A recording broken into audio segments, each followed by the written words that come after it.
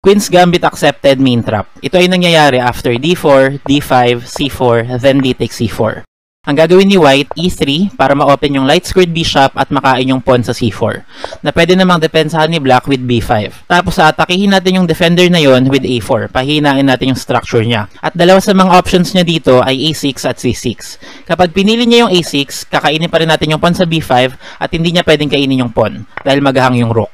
So mukhang mas okay pala yung c6. Kapag ginawa niya naman yung c6, kakainin pa rin natin yung pawn, and after niya mag-take back at iniisip na okay lang yung position niya, tsaka natin gagawin yung queen f3, threat yung rook sa e8 at guaranteed na nalalamang tayo ng pyesa.